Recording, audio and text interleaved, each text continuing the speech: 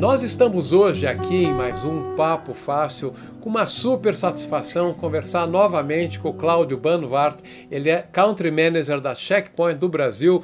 Cláudio, como tem assunto para a gente falar, segurança é uma coisa alucinante, como muda e como é importante, né? Obrigado a gente poder ter mais essa conversa. Que é isso, Xandó, obrigado pelo convite, é sempre um prazer falar com você, que realmente segurança está na pauta, né, de todo mundo, tá? Então, assim, a gente realmente tem muito para explicar e mostrar o que está acontecendo hoje, não só no Brasil, mas como no mundo também em relação à segurança, né? Puxa vida. Nós estivemos juntos em janeiro no Checkpoint Experience, um evento fantástico, qual eu conversei com você, conversei com outros executivos. Vou colocar aqui um atalho para os vídeos que nós gravamos lá. Foram 3 vídeos só naquela ocasião, mas histórias incríveis. Fica o convite. Agora, eu queria começar essa nossa conversa assim muito rapidamente, porque o nosso tempo é curto. Contextualiza, fala quem é a Checkpoint e já emenda, o que aconteceu de lá para cá, de janeiro para cá? O mundo virou de ponta cabeça, mas e a segurança? Legal. Bom, a Checkpoint, acho que para quem não sabe ainda, a Checkpoint é uma empresa israelense, hoje é a maior empresa de Israel, né, focado 100% em segurança, né? Nós trabalhamos com segurança há 27 anos, né? No Brasil nós estamos há 20 anos, e a grande preocupação da Checkpoint é trazer prevenção aos nossos clientes contra todas essas ameaças que aparecem todo dia. Cada dia tem mais ameaças, tem coisas novas que a gente vivencia, né, e que a gente enxerga, e a gente precisa trazer essa proteção para os nossos clientes em todo o mundo, né, não só no Brasil. Tá, hoje são mais de 120 mil clientes no mundo, né, que esperam, né, e que acreditam na Checkpoint, trazendo essas proteções. E o que a gente vê hoje em relação ao que aconteceu, né, quando nós tivemos o nosso evento em janeiro, final de janeiro, né, nós falamos muito sobre proteção de cloud, né, proteção de IoT, coisas que a gente está vendo assim, um movimento nesse sentido, mas ninguém esperava a pandemia e os movimentos que aconteceram durante a pandemia, né? Nós verificamos muito problema de VPN, né, logo no começo, porque as empresas começaram a colocar todos os seus funcionários de forma remota.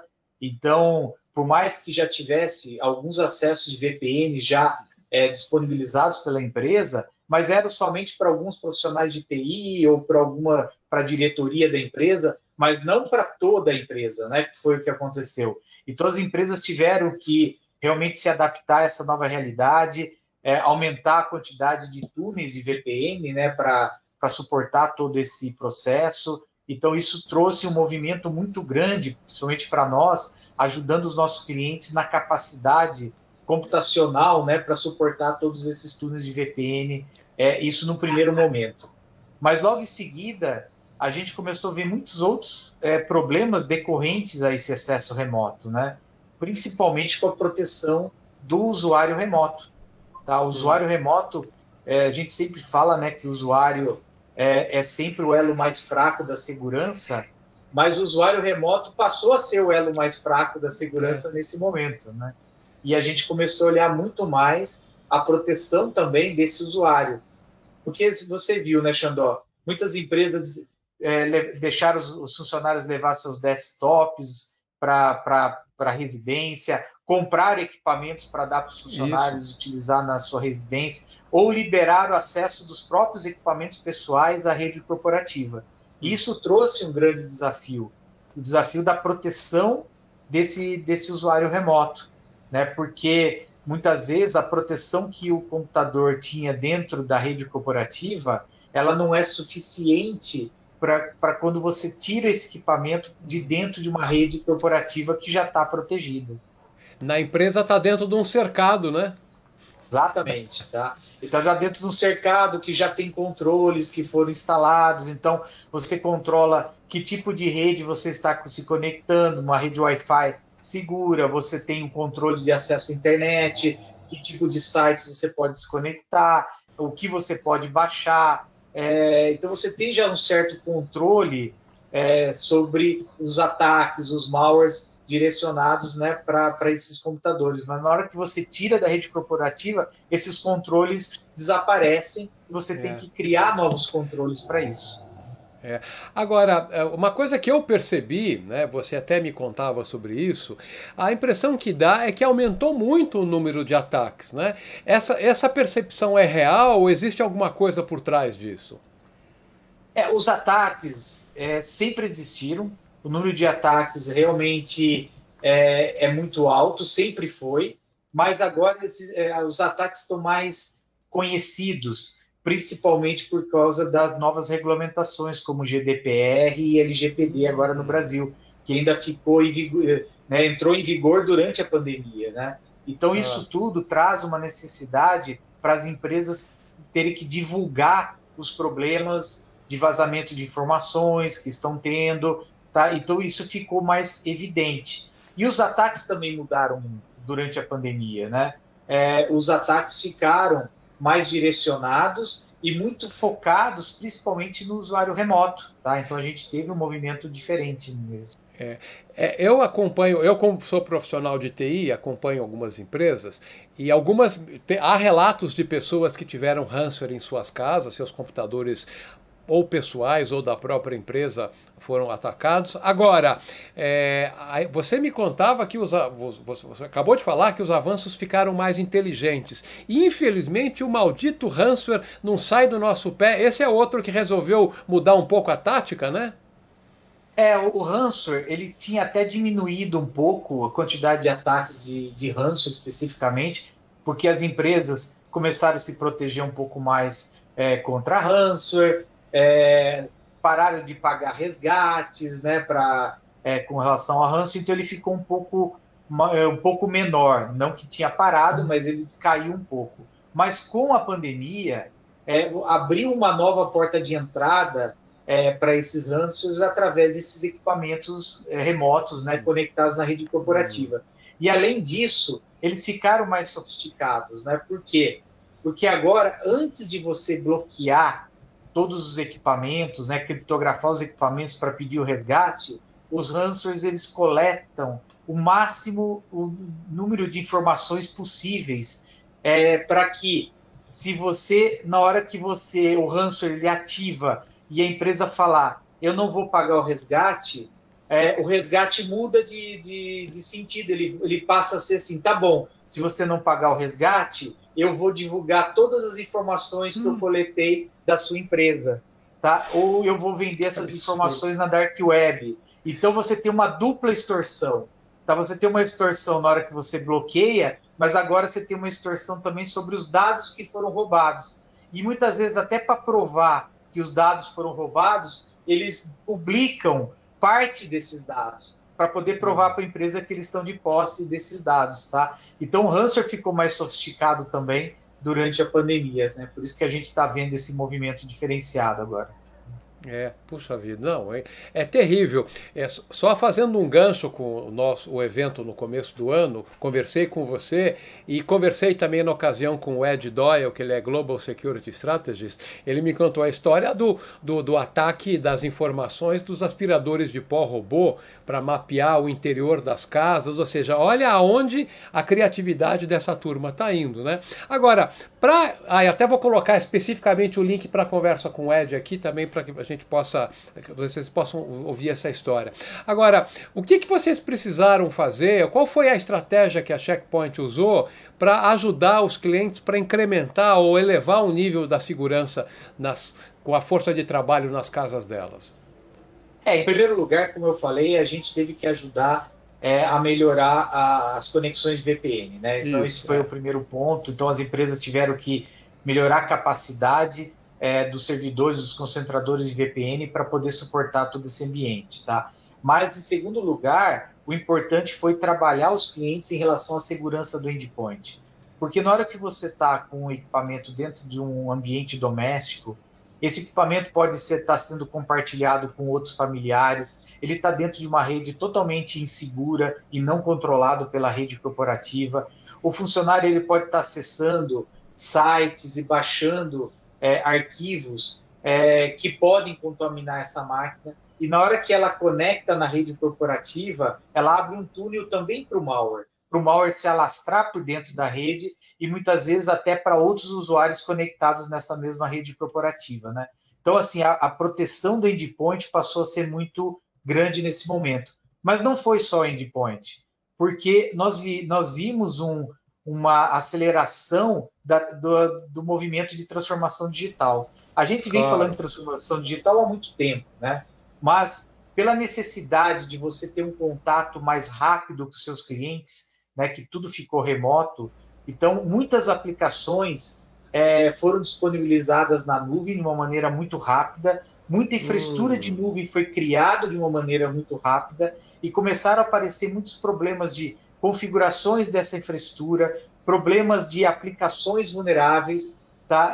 Por quê? Porque os desenvolvedores, muitas vezes, pela pressão de entregar a aplicação, eles não checam totalmente todas as vulnerabilidades dessas aplicações, tá? Muitas vezes a infraestrutura de rede, as pessoas que configuram a infraestrutura de rede na nuvem não está preparada ou não tem toda a capacitação para fazer as configurações corretas na nuvem.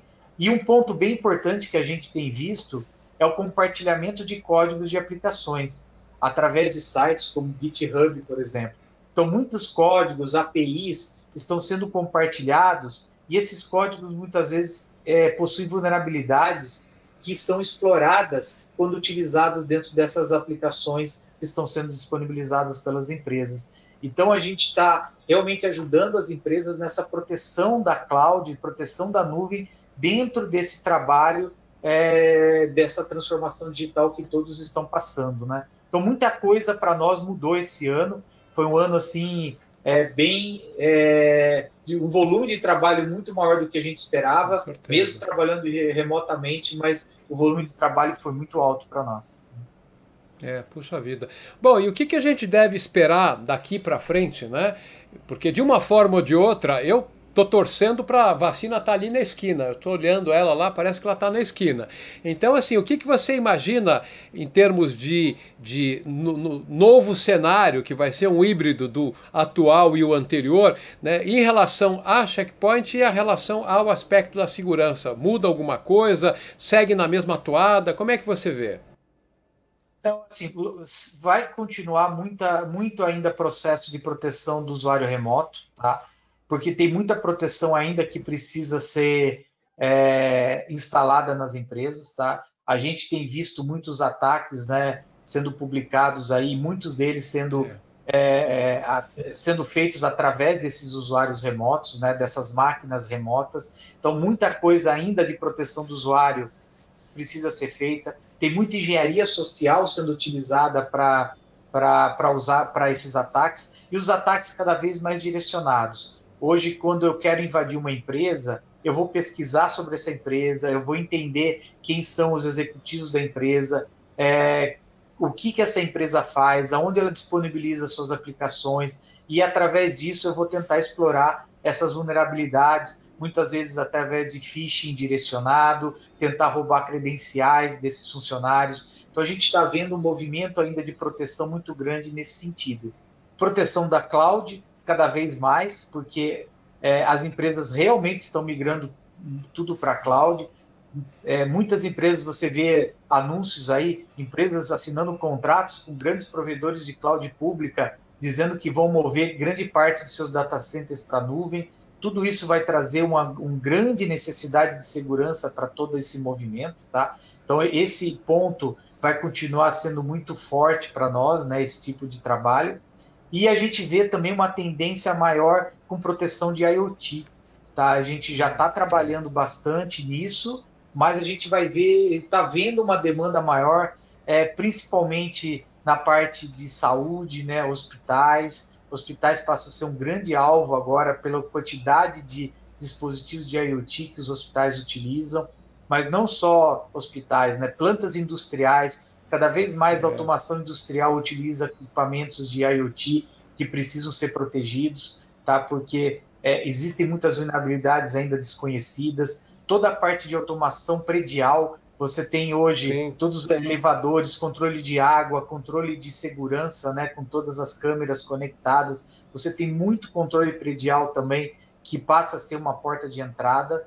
Tá? E a gente não pode esquecer o agrobusiness, que é um grande usuário de IoT e que vai começar a exigir muita segurança para esses ambientes. Então, a gente está vendo aí um cenário muito grande para nós aí de segurança e trabalho muito grande para quem trabalha nessa área. Imagina, você falando, eu fui elucubrando aqui. Imagina um atacante sequestrar o sistema de irrigação de uma fazenda, né? Por exemplo, ou algo tão maligno, deplorável, atacar um hospital. Aí, pelo amor de Deus. A gente tem casos já relatados no mundo, né, de hospitais que pararam totalmente por ataques de ransomware dentro do hospital. Você imagina monitores cardíacos, você tem toda a parte de exames, né, hoje você tem muitos hospitais totalmente conectados, né, o enfermeiro, o médico andando com tablet para acessar as informações do paciente. Então, tudo isso pode parar de uma hora para outra por causa de um ataque dentro de um hospital, por exemplo. Puxa vida. Não, esse assunto é sem fim. Eu estou me segurando aqui para a gente não estourar o tempo. O tempo já foi. Mas o que eu quero perguntar para você é... Bom, primeiro que a segurança é um ser vivo, é um alvo móvel. Na verdade, o termo certo é um alvo móvel. Você está sempre tendo que perseguir. Por isso mesmo que eu quero já deixar combinado com você em pouco tempo, que não passe um ano. A nossa conversa em janeiro, por conta do ano atípico, parece que já faz 3, né? Enfim, mas que a gente possa voltar a falar mais brevemente para saber a evolução. É muito importante, é um privilégio poder conversar com você. Então vamos já deixar uma conversa marcada, se Deus quiser, pessoalmente com um cafezinho? Obrigado, com certeza, Xandó, se der a gente fala pessoalmente, né? Não vejo a hora também de poder apertar a mão dos nossos amigos, né? Então, assim, a gente, quem sabe, né? As coisas estão começando a melhorar, as vacinas estão chegando, né? A gente consegue fazer isso. Mas eu estou à disposição, Xandó, para aquilo que você precisar, a hora que você precisar, tá? Puxa vida, muito obrigado mesmo. Esse foi mais um Papo Fácil com Cláudio Baumwart. Ele é Country Manager da Check Point do Brasil. Cláudio, super obrigado. Permaneça seguro e bem e até essa nossa próxima conversa. Até lá. Até lá, obrigado.